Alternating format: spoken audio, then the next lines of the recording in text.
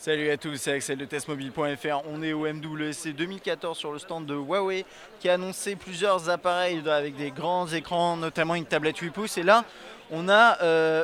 C'est une tablette, ouais, ça reste une tablette 7 pouces, mais qui fait téléphone. Donc c'est une phablette 7 pouces, enfin c'est un mix entre les deux, on va dire ça comme ça. C'est la Mediapad, ou le Mediapad, comme vous voulez, X1.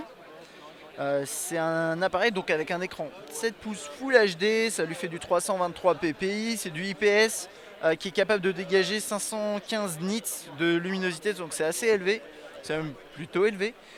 C'est un appareil 4G LTE catégorie 4, donc qui est capable de monter en théorie jusqu'à 150 mégabits par seconde. C'est beaucoup moins bien sûr, mais ça fait que c'est un appareil qui est très très rapide, hein. Pour rappel, la fibre optique première, on va dire première G en France, telle qu'on l'a, c'est en théorie 100 mégabits seconde. Donc c'est quand même assez dingue.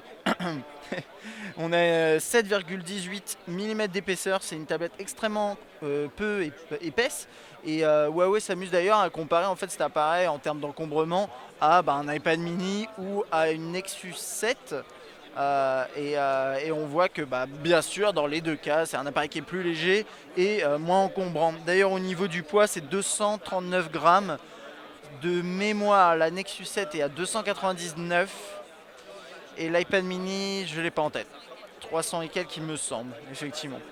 Un appareil photo à l'arrière 13 mégapixels, à l'avant on a 5 mégapixels.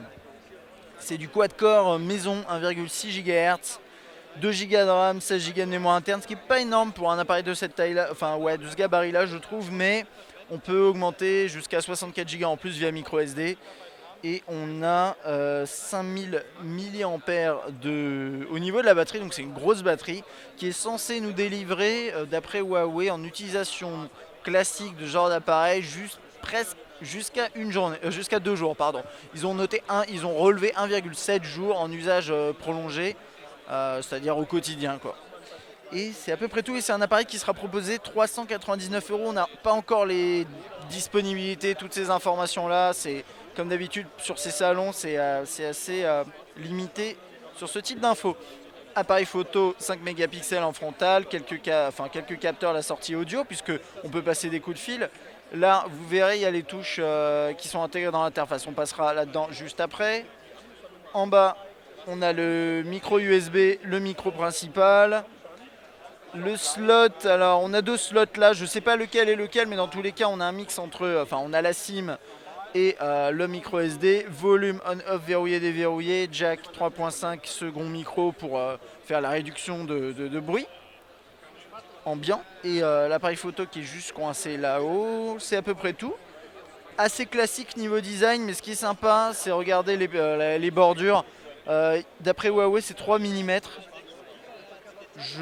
Ouais, à l'œil là, comme ça, je dirais peut-être 4, mais je sais pas. J'admets, j'ai pas le millimètre dans l'œil. Alors, premier truc qu'on remarque quand même quand on le prend en main, c'est oui, alors c'est super large, c'est une tablette 7 pouces, un tablette phablette 7 pouces, mais quand même c'est très léger, assez compact, plutôt agréable à prendre en main. Donc ça c'est quand même sympa. Je me vois pas passer des coups de fil avec, à part peut-être avec un kit main libre, mais peut-être que ça peut plaire à certaines personnes. Alors, grosso modo, on a normalement, elle est peut-être en 4.3, non, elle est même en 4.2.2 dans cette édition-là.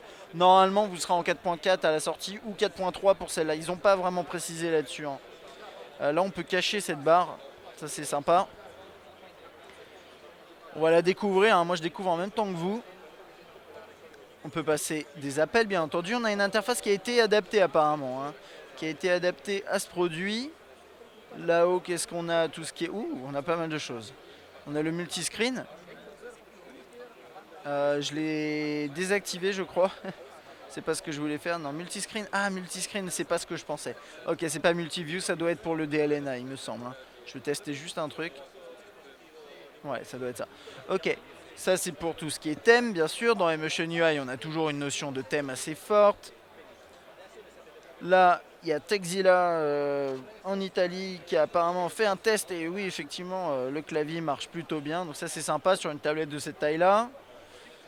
Musique Plus, avec tous ces petits écrans-là qu'on avait vus, je crois que c'était sur le Mate 2, si je me trompe pas. Là, je suis vraiment pas sûr. Appareil photo, juste rapidement pour voir à quoi ressemble l'interface.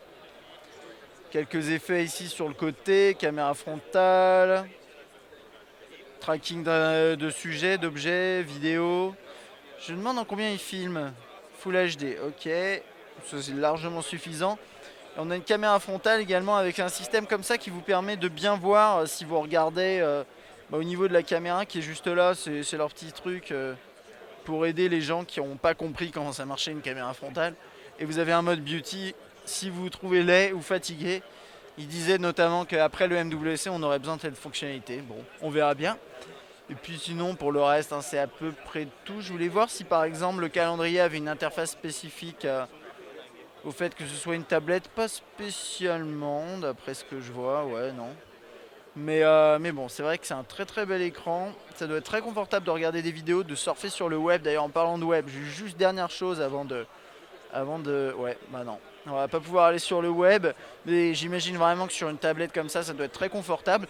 Et ça, c'est un appareil qui rentre a priori dans quelques poches. Peut-être pas la poche de jean, ça va être un peu tendu, mais la poche intérieure d'un costume, d'un manteau, ça me paraît envisageable. Et comme il est léger, bien, c'est intéressant comme produit.